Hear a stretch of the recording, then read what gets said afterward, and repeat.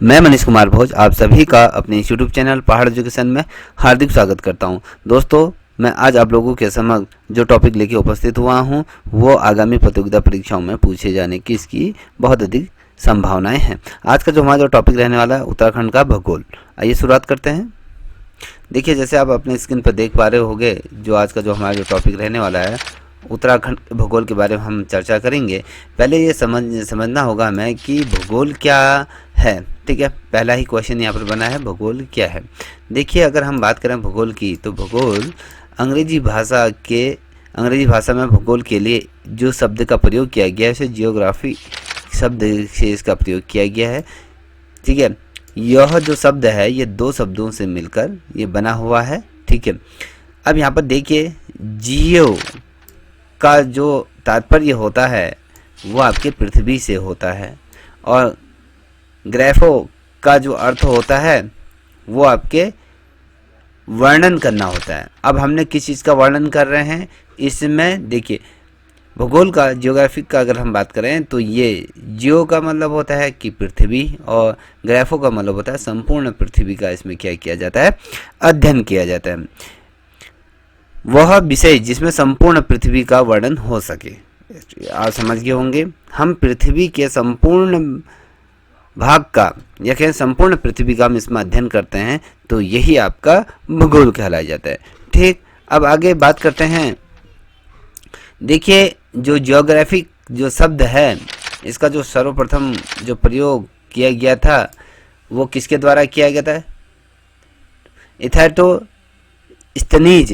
इनके द्वारा इसका प्रयोग किया गया है। ये यूनानी शब्द से ये लिया गया है। ठीक है, आपको याद होना चाहिए कि जो जियोग्राफिक जो शब्द लिया गया है यूनानी भाषा से इसका शब्द को लिया गया है। ठीक है, अब कभी क्वेश्चन पूछा जाता है कि ये बहुत दफ़े पूछा जाता है कि भूगोल के पिता किसे कहा जाता है।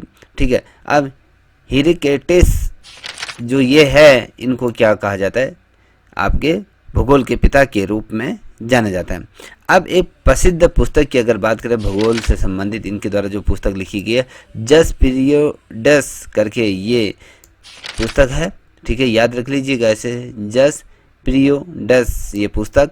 ठीक है, अब ये समझना होगा हमें थोड़ा सा भूगोल के बारे में कि भूगोल पृथ्वी की तल या भूतल का विज्ञान कहा जाता है। तल और भूतल। अब तल क्या होता है, देखिए पृथ्वी की सतह की अगर हम बात करें, ठीक, जो हमारा ऊपरी भाग है, ठीक है, जिसे हम स्थल मंडल के रूप में हम जिसे जानते हैं, और भूतल उसके अंदरूनी भाग, पृथ्वी के अंदरूनी जब हम खुदाई करते रहते हैं तो जो भाग हमें अंदर मिलता है वो भूतल के अंतर्गत जो तमाम चीज़ें प्राप्त होती हैं वो भूगोल के अंतर्गत हमें परत दर परत जो चीज़ें हमें मिलती हैं, जो चट्टानें मिलती हैं, जो एक लेयर के तौर पे पृथ्वी के नीचे को विद्यमान होते हैं, ठीक है, वो भूतल विज्ञान के रूप में हम उसे समझते हैं। अब इसमें अगर हम बात करें इस स्थान पर अगर हम बात करें वह उसकी गतिविधियों के लक्षणों का विवरण हमें प्राप्त होता है और वितरणों और स्थानीय संबंधों का भी हमें क्या होता है इसमें स्मरण होता है और मानवीय संसार के रूप में अध्ययन किया जाता है। इसमें देखिए, भूगोल से हमें क्या पता चलता है, जैसे हमारी पृथ्वी में कई वर्षों साल अगर हम कहें कई लाख वर्ष पहले इस पृथ्वी पर क्या थे, डायनासोर विचरित किया करते थे। हमें कैसे पता चला, जब उनके फॉसिल हमें जब प्राप्त हुए भूतल के गर्भ से, अगर हमें जब ये खुदाई हुई जमीन के अंतर्गत हमें पता चला कि भैया हाँ कि पृथ्वी में इतने बड़े बड़े जानवर विचरित किए गए। अब अगर हम बात करते हैं सिंधु घाटी सभ्यता की बात करते हैं, मोहनजोदड़ो की बात करते हैं, जो तमाम चीज़ें के बारे में हमें कैसे पता चला, तो जब ये हमने जब खुदाई की ज़मीन के नीचे जो दबी हुई चीज़ें थी उससे हमें ज्ञात होता है कि हाँ उसमें इतनी सभ्य अगर कहें ये उन्नत सभ्यता हमारी इस पृथ्वी में ये रहा करती थी। मनुष्य का किस प्रकार से उदय हुआ, मनुष्य किस प्रकार से चार पैरों वाले जानवर से इंसान के शक्ल में कब परिवर्तित हुआ, ये जो विकास क्रम जो घटा, इस विकास क्रम में बहुत सी चीज़ों का उतार चढ़ाव रहा जिसको हम भूगोल के माध्यम से हमें क्या पता है उसका पता चलता है। ठीक है, अगर हम देखें तो आप अगर उत्तराखंड की जो प्रतियोगिता परीक्षाओं के बारे में अगर पढ़ रहे हो तो आपको क्या क्या पढ़ना चाहिए, क्या पढ़ोगे वो आप देख लें। सर्वप्रथम आपको ये देखना चाहिए, इस टॉपिक को आप याद कर लीजिएगा, कोई नहीं बताएगा, मैं आपको बता रहा हूँ। देखिए, आपको भौतिक रचना किस प्रकार की उत्तराखंड की भौतिक रचना है, जलवायु किस प्रकार की उत्तराखंड की, और यहाँ पर प्राकृतिक आपदाएं कब कब आती हैं, प्राकृतिक आपदाएं से संबंधित किस प्रकार की यहाँ पर योजनाएं क्रियान्वित किए जाते हैं। आपको पता है यहाँ पर नदी तंत्र, आप सभी को पता है कि भारत का 80% जो मीठे जल का जो स्रोत लोगों को जो पानी मुहैया होता है वो उत्तराखंड से नदी तंत्र के माध्यम से होता है। और झीलों के बारे में कहते हैं, उत्तराखंड में विभिन्न प्रकार की झीलें हैं, जैसे आपके गढ़वाल मंडल में हो गया और कुमाऊं मंडल में सारथी रूप में क्या है यहाँ पर झीलें। ग्लेशियर हमारे उत्तराखंड चौतरफा तौर से ग्लेशियर में से घिरा है, कुंड और ये तमाम चीज़ें हैं। और वन संपदा हमारे उत्तराखंड की तो है ही है, और साथ ही वन आंदोलन किस प्रकार से वनों को संरक्षण करने के लिए वन आंदोलन और वन्य जीवों की बात करें तो यहाँ पर भरमार है। और देखिए खनिज संपदा किस प्रकार से हमारे उत्तराखंड में खनिज संपदाएँ हैं। मिट्टी की बात करते हैं, कृषि की बात करते हैं, वहीं आपके पशुपालन और अगर हम सिंचाई, ये तमाम चीज़ों का हम यहाँ पर क्या करते हैं, ये चीज़ें पढ़नी पड़ती हैं। ठीक है, अगर हम थोड़ा सा परिचय की अगर पॉइंट तीसरे को अगर देखें तो परिचय की अगर बात करें तो यहाँ पर उत्तराखंड को किस नाम से संबोधित किया गया है, कभी क्वेश्चन बनता है तो देवभूमि, देवों की भूमि के रूप में इसे संबोधित किया जाता है। और देखिए गंगा के मैदान से लेकर वृद्ध हिमालय का जो भाग जिसे हम कहते हैं जहाँ से गंगा निकलती है और मैदान से लेकर जो वृद्ध हिमालय तक का जो क्षेत्र होता है ये उत्तराखंड के स्वरूप में ये आता है। ठीक है, अब देखिए उत्तराखंड क्या है, उत्तराखंड राज्य की अगर बात करें, उत्तराखंड एक हिमालयी और पर्वतीय राज्य, अगर हम कहें पहाड़ी राज्य के रूप में क्या है हम इसको जानते हैं। ठीक, अब वहीं अगर हम देखें उत्तराखंड राज्य की जो स्थापना हुई थी, आप सभी को भी पता होगा कि भैया 9 नवंबर 2000 को उत्तराखंड की क्या हुई थी, स्थापना हुई थी। अगर हम भौगोलिक परिस्थितियों को अगर देखें उत्तराखंड में तो यहाँ पर विषम है। ठीक है, सम जहाँ पर सुविधाजनक होती हैं, मगर उत्तराखंड की जो भौगोलिक परिस्थितियाँ हैं वो विषम है, विकट हैं। अगर हम बात करें भारतीय गणतंत्र का ये कौन सा राज्य के रूप में उत्तराखंड बना, तो आप सभी को ये सर्वविदित होगा कि ये 27वें राज्य के रूप में 9 नवंबर 2000 को इसका गठन किया गया। अब उत्तराखंड में कितना भाग पर्वतीय है और कितना भाग मैदानी है, ये बहुत ज़्यादा महत्वपूर्ण है, इसे नोट कर लेते चलिए मेरे साथ। अगर हम कहें 86.7% क्या है यहाँ पर पर्वतीय भाग। अब इसमें कितना आता है देखिए 40,035 किलो वर्ग मीटर पर क्या है उत्तराखंड का पर्वतीय भूभाग फैला हुआ है। अगर हम मैदानी भाग की बात करें तो 13.93%, जिसके अंतर्गत अगर हम इसे वर्ग किलोमीटर में परिवर्तन करें तो आपके 7,408 वर्ग किलोमीटर में आपका मैदानी भाग फैला हुआ है। ठीक है दोस्तों, वहीं पर देखिए सबसे अधिक क्षेत्रफल वाला जो जिला है वो आपका कौन सा है, वो आपका चमोली है। चमोली 8,333 वर्ग किलोमीटर में क्या है ये फैला हुआ है। सबसे अधिक क्षेत्रफल की बात कर रहा हूँ, और सबसे कम जो क्षेत्रफल वाला जो जिला है वो आपका चंपावत है। 1766 वर्ग किलोमीटर में ये क्या है, ये आपका फैला हुआ। ठीक है ना। ठीक है, अब वहीं अगर हम देखें उत्तराखंड की स्थिति को अगर देखें तो उत्तराखंड की स्थिति को देखना बहुत अत्यंत महत्वपूर्ण होता है। किस प्रकार आप ये देख लीजिए, मान लीजिए ये जो मैं ये सर्कल बना रहा हूँ ये उत्तराखंड मान के चलिए, तो देखिए उत्तर, पूरब, पश्चिम, दक्षिण। अब उत्तर पश्चिम की स्थिति में ये बसा हुआ है। ठीक है, अब राज्य की स्थिति को देखें, राज्य की स्थिति के आधार पर अगर हम देखें तो उत्तराखंड की स्थिति को देखें तो ये उत्तर पश्चिम में ये बसा हुआ ये क्या है आपका ये राज्य।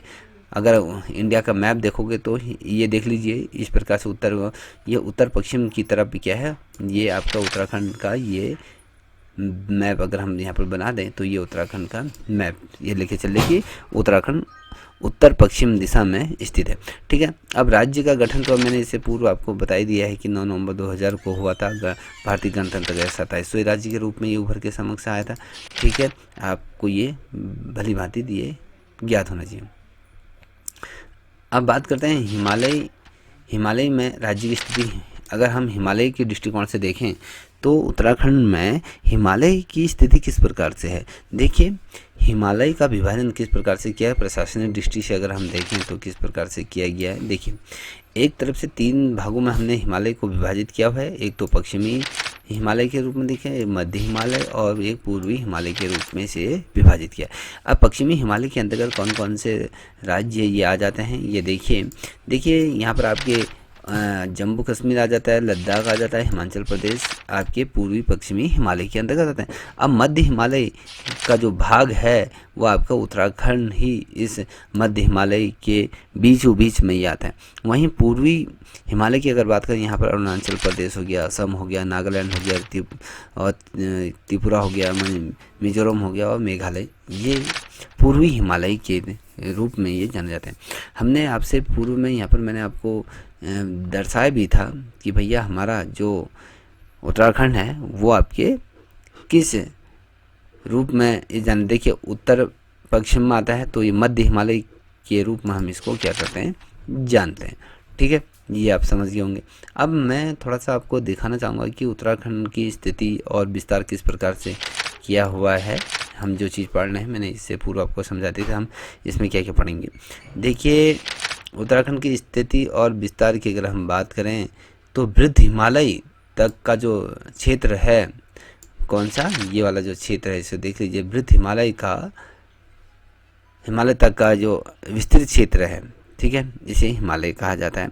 और ये जो फैला हुआ है ये गंगा के मैदानों तक ये फैला है, जहाँ तक गंगा मैदानों पर जाकर मिलती है। अगर हम ग्लोब की स्थिति के आधार पर देखें तो अगर उसका विस्तार देखें तो भूमंडल पर दो रेखाएं क्या होती, काल्पनिक, ये परिलिखित होती हैं, काल्पनिक रेखाएं कहते हैं, जिसे अक्षांश और देशांतर रेखाएं जो होती हैं ग्लोब में जो खींची जाती है। आप ये ग्लोब देख पा रहे होगे, जो मान लीजिए मैं ये इस प्रकार से आप देख पा रहे होगे, ये अगर ये रेखाएं खींच दूँ, ठीक है, आपने ग्लोब में देखा होगा इस प्रकार की रेखाएं खींची हुई होती हैं।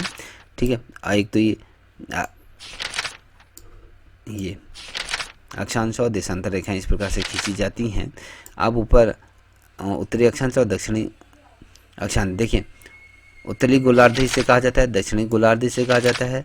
ठीक है, ये आपके पूरब, ये आपके पश्चिम। ठीक है, अब देखिए जो उत्तराखंड की अगर हम भौगोलिक राज्य और देश की परिस्थितियों को अगर हम देखें किस गोलार्ध में स्थित है, तो आप देख पाओगे कि भारत उत्तरी पूर्वी गोलार्ध में स्थित है। राज्य की भी हम बात करें और अक्षांश रेखाओं की अगर बात करें तो अक्षांश रेखाएं पूर्व से पश्चिम की ओर जाती हैं। ठीक है, यह है पूरब, ये है पश्चिम, ये पूर्व से पश्चिम की ओर और ये बढ़ती हुई जाती हैं। ठीक है, बहुत ही महत्वपूर्ण है। और अगर देशांतर रेखाओं की अगर बात करें तो देशांतर रेखाएं, देखिए पश्चिमी देशांतर और पूर्वी देशांतर की बात करते हैं तो आप ये ग्लोब में ये देख पा रहे हो कि यहाँ पर ग्लोब आपका दिखाया हुआ है, यहाँ पर स्पष्ट तौर पर देख लीजिएगा। ये आपके पश्चिमी देशांतर रेखाएं हैं, ये पूर्वी देशांतर रेखाएं हैं। ठीक है, इसको समझिएगा। अब थोड़ा सा यहाँ पर देखने वाली जो चीज़ है, ठीक है, ये आपका उत्तराखंड का मैप है। यहाँ पर देखिए, यहाँ पर हिमाचल प्रदेश यहाँ पर दर्शाया हुआ है। ठीक, वहीं ये हिमाचल प्रदेश और यहाँ पर तिब्बत, ये अंतर्राष्ट्रीय, ये जो तिब्बत की अगर हम तीन और तिब्बत की बात करें, ये अंतर्राष्ट्रीय सीमा है। ठीक है, ये उत्तरी अक्षांश की हमने कहा, उत्तरी अक्षांश के तौर पे ये है, यहाँ पर ये पूर्वी देशांतर। ठीक, यहाँ पर हमने ये कहा ये आपके पश्चिमी देशांतर के रूप में इसको यहाँ पर दर्शाया हुआ है। और ये उत्तरी अक्षांश, ठीक है, ये देखो ये दक्षिणी अक्षांश के रूप में इसे दर्शाया। देखिए हमने कहा कि उत्तर, दक्षिण, पश्चिम, पूरब, ये यहाँ पर दर्शाया। नॉर्थ, साउथ, ईस्ट, वेस्ट, ये जो है इसको देख लीजिए। ठीक है, अब देखते हैं उत्तराखंड के कुछ महत्वपूर्ण तथ्यों पर और गौर करते हैं। ये देशांतर विस्तार उत्तराखंड में कहाँ से कहाँ है, 30 डिग्री से 28 मिनट के बीच में ये है। अगर राज्य की लंबाई की बात करें, उत्तराखंड के राज्य की कुल लंबाई कितनी है तो 358 किलोमीटर की ये क्या है आपकी लंबाई। वहीं अगर हम राज्य की चौड़ाई की बात करें तो चौड़ाई 320, आप याद रखिएगा। और राज्य का कुल क्षेत्रफल कितना है, 53,483 वर्ग किलोमीटर पे हमारा क्या है उत्तराखंड का कुल क्षेत्र है। अब देश का कुल क्षेत्रफल का प्रतिशत उत्तराखंड का कितना बनता है, तो ये आपका बनता है 1.59 यहाँ पर ये बनता है, ठीक है। अब राज्य का आकार क्या है, ये आयता आकार का हमारा क्या है, उत्तराखंड का आकार है, ठीक है। और क्षेत्रफल की दृष्टि से अगर देखें तो ये कौन सा स्थान पर है, तो ये आपके 18वें नंबर पर हमारा उत्तराखंड आता है। और केंद्रीय और प्रदेश केंद्र शासित प्रदेश सम्मिलित करते हुए देश का ये कौन सा स्थान यहाँ पर ये बनता है, तो ये आपका 20वां स्थान पर ये रहता है।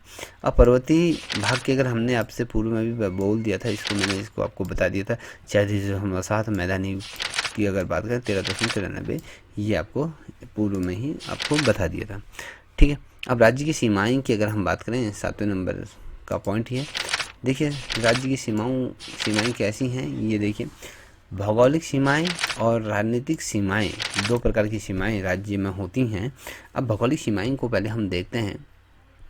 अब यहाँ पर देख पा रहे होंगे भौगोलिक सीमाएं दर्शाई हुई है, देखिए नॉर्थ, वेस्ट, ईस्ट, साउथ, ये जो हमने ये दर्शाए हुए, देखिए नॉर्थ की साइड की अगर हम देखेंगे, नॉर्थ की साइड को आपका हमेशा ये क्या है, हिमालय ये है, और ईस्ट के साइड आपको काली नदी, ठीक है। और आपकी जो सीमाएं बनाती हैं, भौगोलिक सीमाएं मतलब जो प्राकृतिक तौर पे बनी हुई जो सीमाएं दर्शाई जाती हैं, जैसे हिमालय से हैं, ये नदी तंत्र से बनती हैं, ये तराई का भाग वगैरह, ट्रांस नदी की बात ये होती है। अब देखिए, और यहाँ पर वेस्ट की तरफ अगर हम देखें, ट्रांस नदियाँ यहाँ पर आपको देखने को मिलती है। तराई का साउथ की तरफ अगर हम देखें तो आपको ये तराई का भाग यहाँ पर आपको देखने को मिलता है, ठीक है। ये आपको समझाने के लिए ये बनाया हुआ है।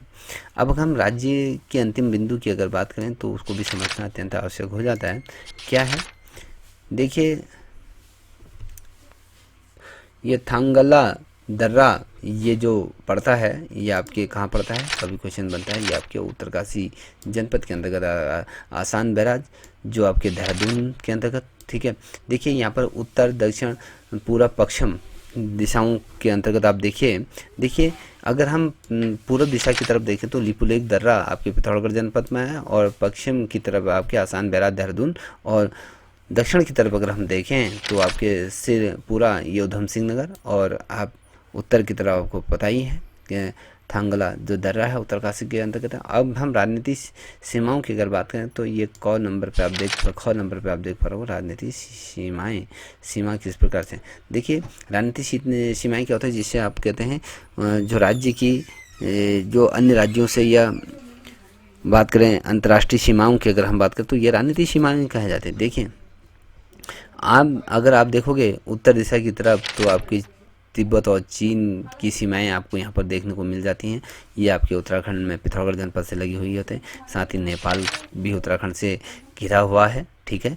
और उत्तर प्रदेश भी आपके उत्तराखंड का कुछ हिस्सा यहाँ पर लगता है, और हिमाचल प्रदेश, ये दो राज्य की जो सीमाएं हैं आपके उत्तराखंड राज्य से लगती हैं। और साथ ही और अंतर्राष्ट्रीय सीमाओं पर ये दो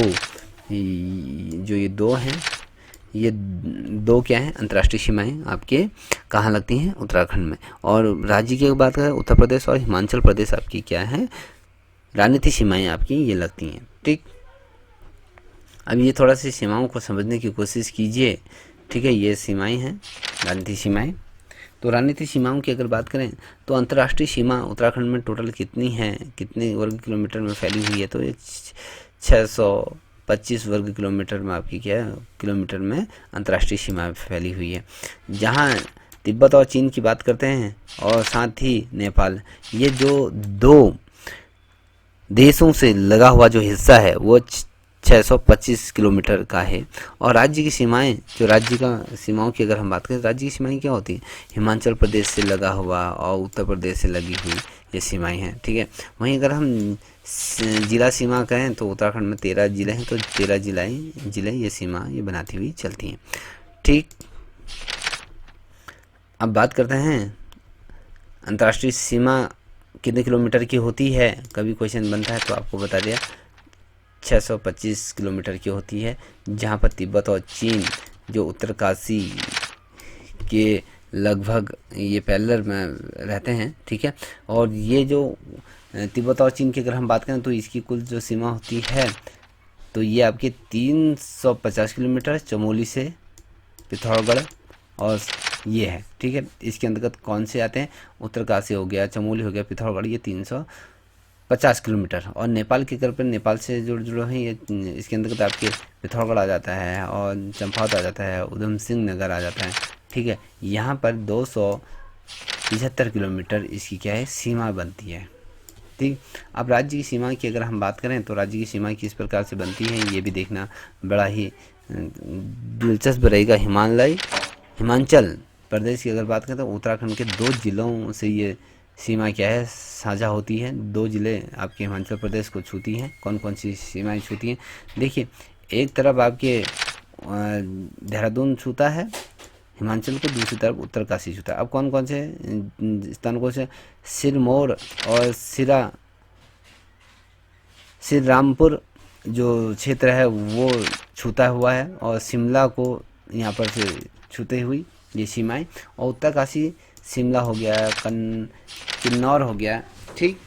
अब उत्तर प्रदेश के कितने ज़िले आपके उत्तराखंड को स्पर्श करते हैं, यहाँ पर भी देखना बड़ा दिलचस्प रहता है। कई दफ़े क्वेश्चन पूछा जाता है। तो उत्तर प्रदेश से 7 ज़िले यहाँ पर लगते हैं, ठीक है। कौन कौन से, 7 ज़िले की अगर बात करें, उत्तराखंड के 5 ज़िलों से सीमा बनती है, ये साझा करती है, ठीक है। साझा किससे करती हैं, उत्तर प्रदेश से साझा करती है। कि कहने का मतलब है, देखिए उत्तर प्रदेश से कौन कौन से ज़िले लगते हैं, 5 यहाँ पर आप देख पा रहे होगे। पहला है देहरादून है, हरिद्वार है, पौड़ी है, नैनीताल है, उधम सिंह नगर है, ठीक है। ये अब देहरादून से कौन सा स्थान आपके उत्तर प्रदेश को छूता है, सहारनपुर, ठीक है। और हरिद्वार से सहारनपुर हो गया, मुजफ्फरनगर हो गया, और बिजनौर, ये वाला क्षेत्र आपके क्या है, यूपी का ये क्षेत्र है। और अगर हम पौड़ी से कहें, बिजनौर वाला जो क्षेत्र है ये आपके उत्तर प्रदेश का हिस्सा है, ये भी छूता है पौड़ी को। और नैनीताल से भी बिजनौर का हिस्सा छूता हुआ, और उधम सिंह नगर से बिजनौर हो गया, मुरादाबाद हो गया, रामपुर हो गया, बरेली हो गया, पीलीभीत शरद रूप में आपके उधम सिंह नगर से लगा हुआ ये ज़िले हैं। देखो, अगर आप देखोगे जो 7 ज़िले यहाँ पर देखते हो, 1 2 3 4 5 6 7 ज़िले से लगती हैं उत्तराखंड की जो सीमाएं हैं। अगर वैसे बात करें तो उत्तराखंड के 5 ज़िले हैं जो सीमाओं को बनाती हुई, मैंने आपको बताया, देहरादून हो गया, हरिद्वार हो गया, पौड़ी हो गया, नैनीताल हो गया, उधम सिंह नगर। अब यहाँ पर आप कहोगे कि उत्तर प्रदेश 7 ज़िले, तो 7 ज़िलों को छूता है उत्तराखंड की सीमाएं। 5 सीमाएं आपकी क्या करती हैं, उत्तर प्रदेश की 7 ज़िलों को ये स्पर्श करती हैं, ठीक। ये आपको पता होना चाहिए। अब वहीं आगे बात करते हैं, जिला और आंतरिक सीमाएं क्या होती हैं, इसको भी देखिए। जिले और आंतरिक सीमाएं, जिले के अंतर्गत जो सीमाएं लगती हैं, राज्य के आंतरिक जिले कौन से हैं, 4 टोटल 4 जिले हैं। एक तो हो गया आपके टिहरी हो गया, रुद्रप्रयाग हो गया, बागेश्वर हो गया, अल्मोड़ा हो गया, ये क्या है आपके आंतरिक जिलों के तौर पे से हम जानते हैं। अब वहीं अगर हम पौड़ी गढ़वाल की बात करें तो पौड़ी गढ़वाल जनपद की जो 7 अन्य जनपदों की सीमाओं, ये सर्वाधिक रूप में कौन से जनपद अन्य जनपदों को स्पर्श करता है, कभी क्वेश्चन बनता है तो आपके पौड़ी है जो 7 जनपदों को स्पर्श करता है। देखिए, गढ़वाल मंडल के अंतर्गत कितने ज़िले आते हैं, तो हरिद्वार आता है, देहरादून आता है, टिहरी आता है, पौड़ी आता है, और चमोली आता है, ठीक है। कुमाऊं मंडल की अगर बात करें तो ये आपके अल्मोड़ा, नैनीताल, ठीक है, ये ज़िले हैं, ठीक है, जो 7 पौड़ी के जो ज़िलों को छूते हैं। मान लीजिए ये जो नक्शा बना रहा हूँ मैं, ये सोच लो, ये पौड़ी है। एक तरफ आपके गढ़वाल के हरिद्वार छुएगा, आपके देहरादून छुएगा, टिहरी छुएगा, रुद्रप्रयाग छूता है, चमोली छूता है, साथ ही कुमाऊं के दो ज़िले छूते हैं आपके, एक तो अल्मोड़ा छूता है, एक दूसरा नैनीताल। ये 7 ज़िले हैं जो आपके पौड़ी जनपद के पैरेलल में ये छूती हुई सीमाएं बनाती हैं, ठीक है। अब नोट करने वाली बात क्या है इसमें, देखिए, उत्तरकाशी जिला पौड़ी से सीमा नहीं बनाता है, इतना ध्यान रखिएगा, ठीक है। ये आपके जो जिला गढ़वाल मंडल के अंतर्गत आता है, ठीक, ये मात्र क्या है आपके उत्तरकाशी जिला है जो पौड़ी से सीमा नहीं बनाता है। अल्मोड़ा हो गया, चमोली की जो सीमाएं हैं वो 6 जिलों को साझा करती हैं। यहाँ पर तो 7 जिलों को किसने करा, पौड़ी ने 7 जिलों को स्पर्श करा, और अल्मोड़ा हो गया, आपके चमोली हो गया, ये क्या करती हैं, 6 जिलों को ये सीमाओं से साझा करती हैं, ठीक है। अब ये 6 जिले कौन से हैं, ये देखिए, आपको ये समझना होगा कौन कौन से हैं, ठीक है। बस कभी क्वेश्चन बनता है कि अल्मोड़ा चमोली कितने ज़िलों को ये स्पर्श करते हैं, इनकी सीमाएं बनाते हैं, तो ये 6 ज़िलों को ये स्पर्श करते हैं। दोस्तों, आपको ये श्रृंखला कैसी लगी? अगर आपकी प्रतियोगिता परीक्षाओं के मद्देनजर अगर महत्वपूर्ण लगी हो तो प्लीज़ इस चैनल को लाइक शेयर सब्सक्राइब अवश्य करें, साथ ही अपने दोस्तों को साझा करें। तब तक के लिए इतना ही। जय हिंद, जय भारत, जय उत्तराखंड, जय गढ़वाल।